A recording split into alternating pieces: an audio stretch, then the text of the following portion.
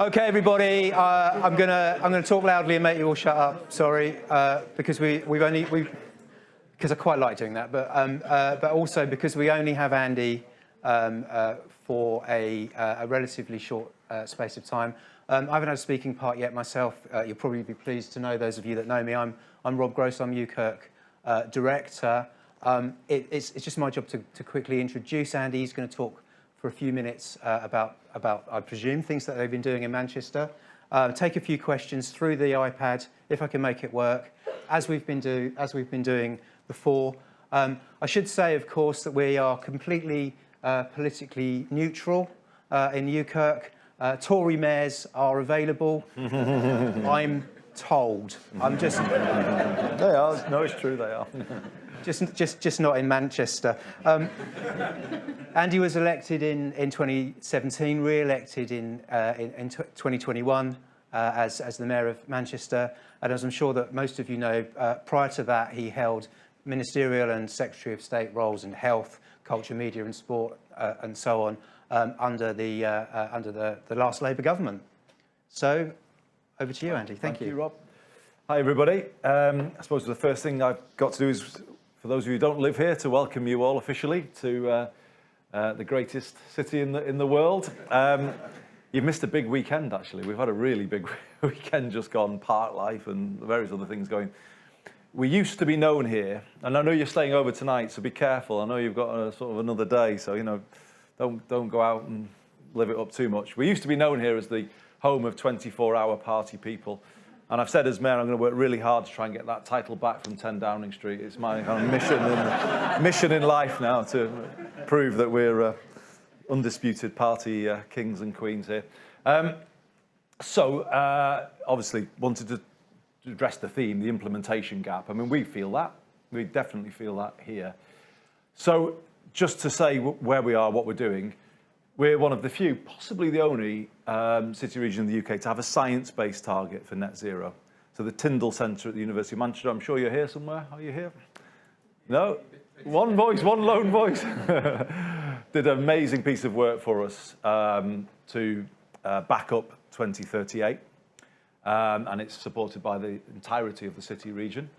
And we have developed complementary policies to deliver it. So we are, again, one of the few places to have done a spatial planning framework for 9 of our 10 boroughs, which is in with the government at the moment.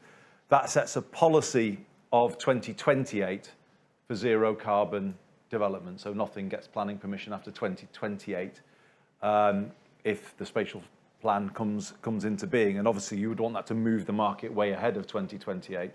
That being the thinking. We have a plan for a London-style public transport system, integrating buses and trams. So I've taken the decision to put buses back under public control, which is that precursor then to bringing bus and tram together. The trams already, you can hear it right now, already runs on renewable energy, which we're proud of. But we are developing plans for a zero carbon public transport system at street level by the end of the decade, and that is that is happening.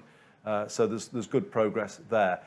But if I kind of get to the heart, I guess, of what you're here to to discuss and to see if we can somehow resolve, is this kind of, I just think there's a lack of the required pace at the moment, isn't there? I was at the COP last year. I'm sure many of you would have been there.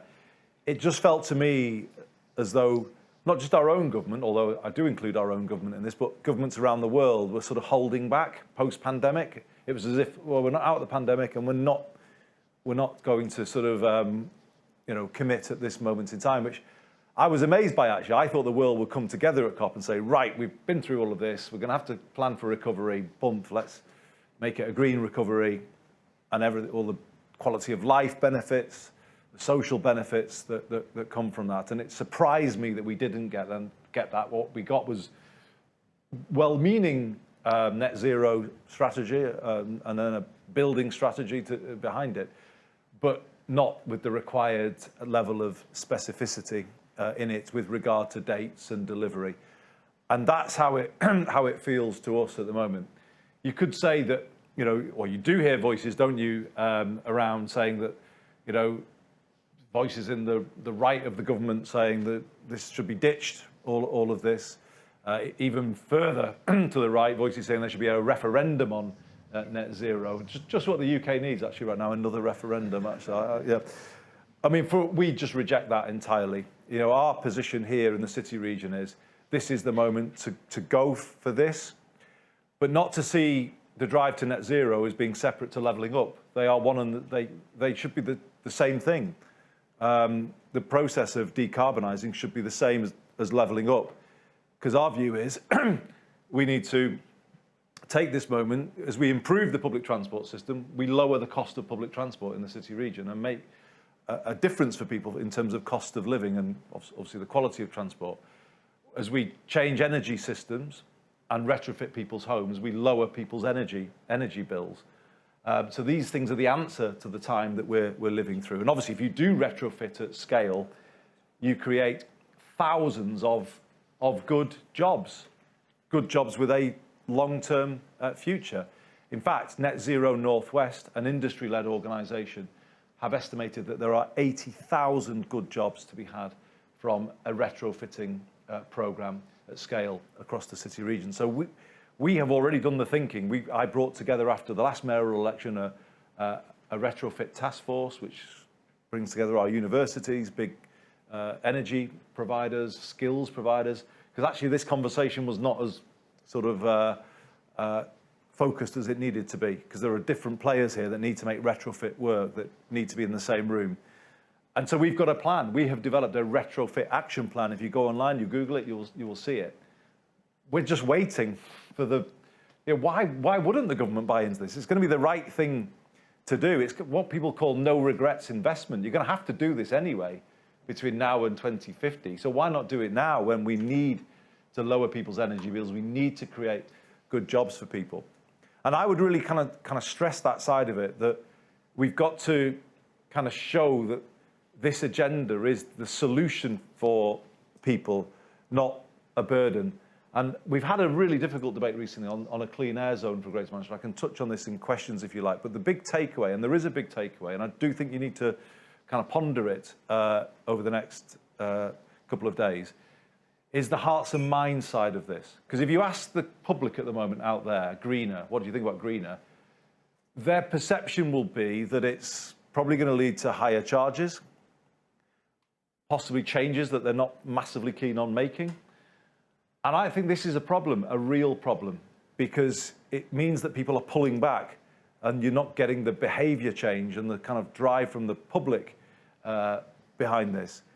I think the issue is for the government, as it often tries to do. It tries to just impose things without properly funding them. And if you do it that way, where you leave the costs of net zero being borne by individuals, families and communities, you could have a drive to a zero carbon country, but you could be even less equal at the end of it, which would be disastrous if you let the burden fall on individuals.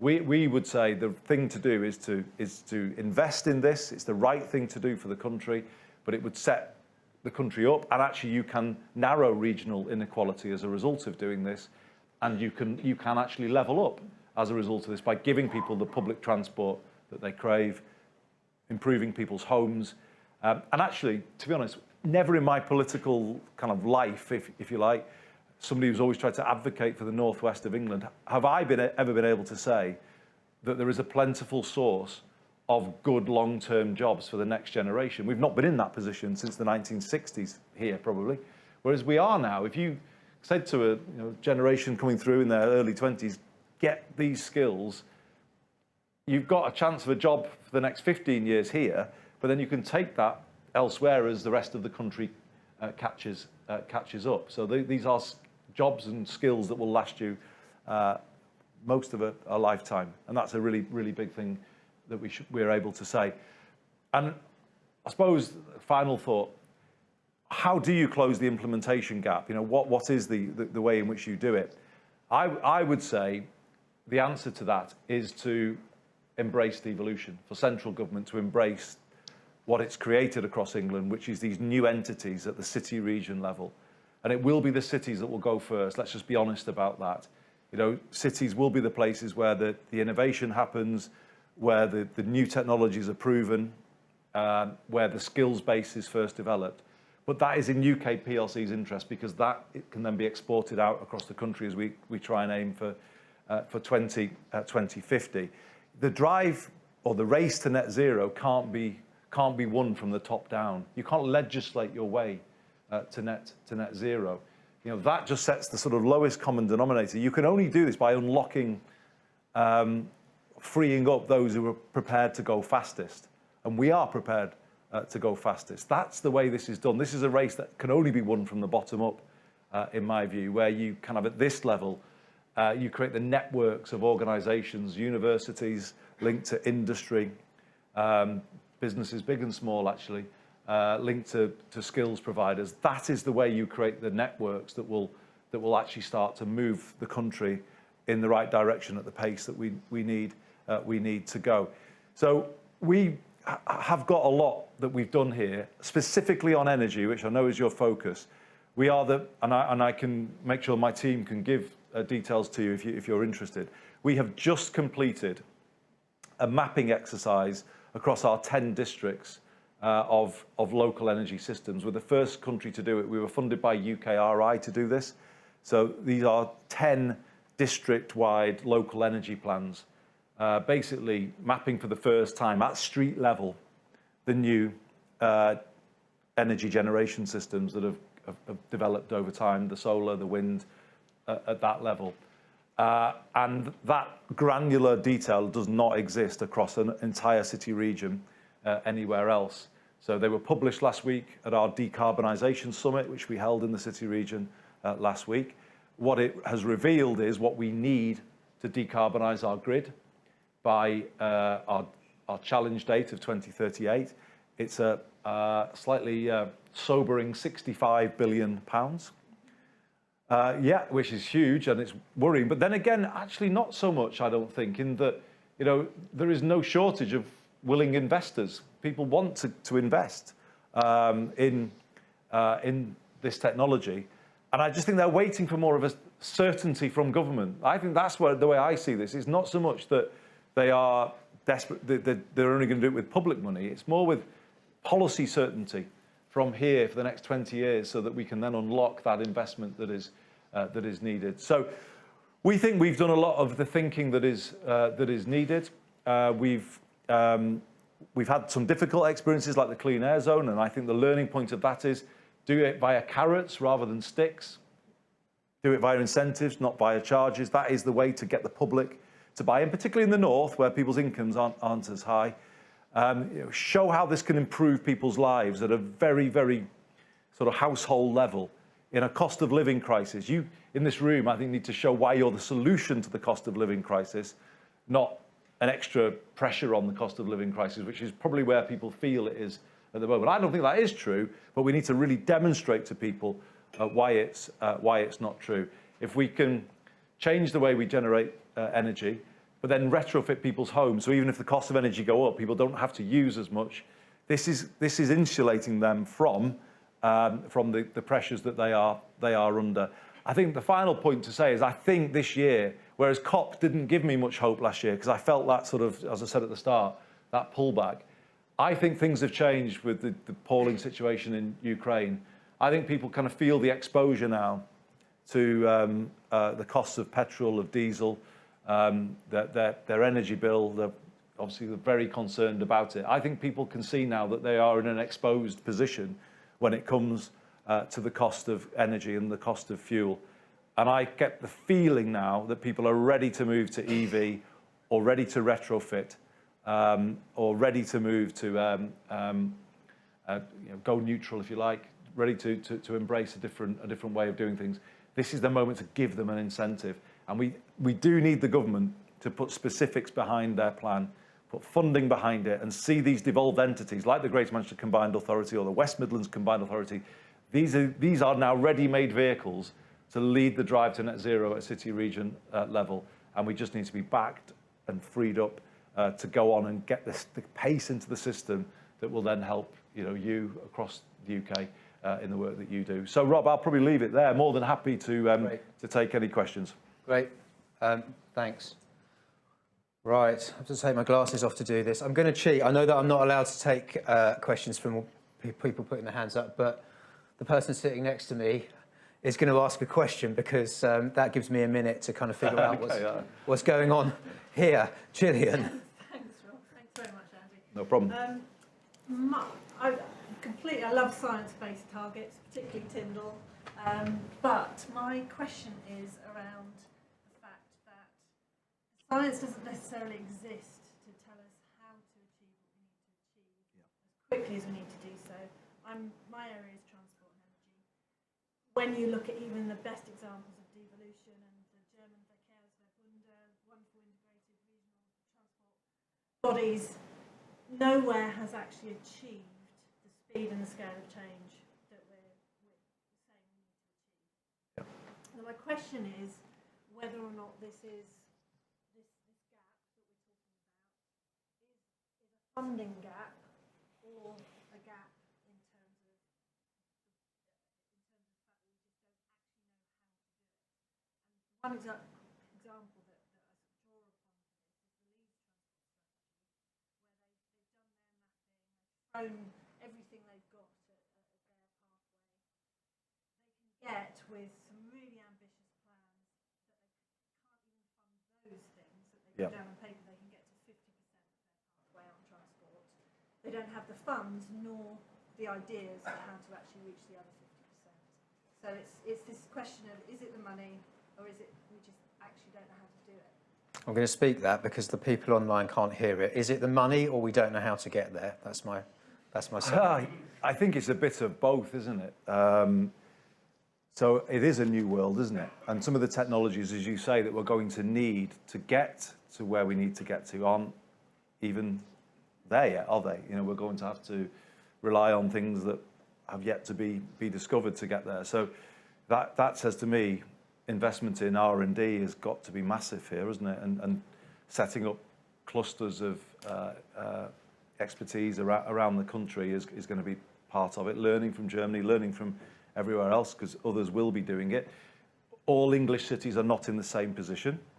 So, you know, we're often envious of London and the underground and everything, but that might be quite hard to decarbonise, I would imagine. Whereas here, as I said, you know, we're a street-level transport system.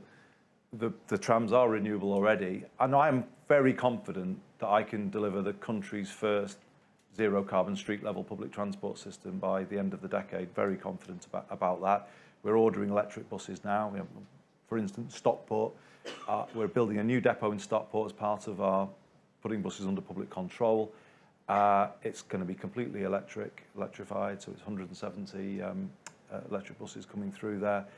That can be done, and it will be done. And when it comes to transport, I would have here anyway. Given what we've done, I would have a high degree of confidence. And it may be something else that it is. You said, is it the expertise? Is it the money? Maybe it's the way we run things in this country. I don't think I could have given the answer I've just given to you if I hadn't taken the decision to put buses back under public control. Because when you are making the decisions about what kind of buses will be on our roads, what they're going to charge, rather than, as we've had, well, we still do have deregulated sort of madness out there. How do you get the pay? How do you get the clarity on that journey if you're working through a deregulated system? And I think you could apply this to energy as well, can't you? You know, when we've kind of gone down this, this mantra that we were all sold in the 80s, and to be honest, the government that I was in bought this too much, that the market solves everything. Well, it really doesn't actually. There's no guarantee at all, if you leave things to the market here, that you will get the required pace of change in energy or in transport to get you to where you need to get to. So I think it points to intervention as well, and more local and maybe even national control of these essential utilities. Maybe not complete control, but that's to be debated. But I don't see how you can just say, oh, well, the market will get us there. If you're looking at a private rented sector, privatized, fragmented energy system, and then deregulated buses. How do you get there when you're not actually when the public sector is not in control of the levers and therefore the pace of change? I don't see how you do that. So I think it requires some sort of ideological rethink as well if you're to be able to actually get on a path to achieving this. Okay, great. Now, we've only got 7 minutes left. There's an absolute raft of really good questions here. We can go over a tiny bit if that helps. Well, I don't want to hold you up, but okay. Paradoxically, the one that's voted top at the moment is how, it's this Labour, it's asking you as Labour on this, how will we leverage the private capital that will drive this transition? What's Labour's thinking on this specific point? The rest of them are all about Manchester, but apparently you're a Labour spokesperson first and foremost on this question. So having said we need to have a more directed approach, we need to get the private... Well, I think I partly answered it just then. I mean, if the public sector is clear about what it wants, when it wants it, and how it's going to do it, that, I think, creates the conditions for private sector investment. I think what they won't create the conditions is if it's all unclear and it might change, and I think you've got to lay out this path, as we've tried to do, to 2038, and create a stable framework whereby then people can invest. And I think this is why I think devolution offers something that national politics doesn't. You know, here it's more place-based, it's more pragmatic. It's not as, you know, one minister comes in and then rips it all up and does something different. You know, it doesn't work like that at our level. I work with the 10 councils. We are developing long-term thinking about the journey. And I think, well, we had a session this morning with the National Infrastructure Commission who came, so John Armitt and his commissioners came here today. And actually our own private sector said what we like, we don't get clarity from national level, but at least GM gives us clarity, and that gives us more confidence to invest. So one of our big property developers, Bruntwood, is just investing in a massive zero carbon development. And they, you know, that is what they say made them do it, the long-term clarity, the kind of belief in where the city region's going, and that creates a confidence. But if you had that level of long-term planning at this level and at national level, those would be the conditions to get private sector investment at the scale that we need. All right. This one follows on nicely. What would Manchester like to do that it can't because of reserved powers? God. How long have you got? I've got some worse ones. How long have you got? No, that's a good question. Skills, I think, is a massive problem here. That would be number one. Right. You know, has this country ever cracked technical education? No. There's been a snobbery factor there, hasn't it? It's always been treated very much as a lower level option. I don't think that is sustainable anymore. Never should have been, actually. You know, technical and academic education need to be, you know, equals. And if we had control of post-16 education, we would reshape it fundamentally from what it currently is. We've got some great colleges here, but they need to be a skills system, as opposed to as other public services have been fragmented and become very institutional. That's how they've been asked to be, isn't it? So our number one would be, and actually myself and Andy Street, the Mayor of the West Midlands, we're about to open a negotiation with the government on deepening devolution powers. We are actually quite aligned in what we're asking for, and it's much greater control of post-16 education, so that, you know, we can kind of build that pipeline for retrofitting or for, you know, EV skills rather than traditional mechanic skills. This is actually a massive issue, and we're going to need retraining funding as well, because there's older people, isn't there, in the workforce who will need to move from traditional construction or traditional engineering or mechanic skills to the new world. So skills, I would say, is definitely number one. Okay, it's really interesting. You're going to like this one.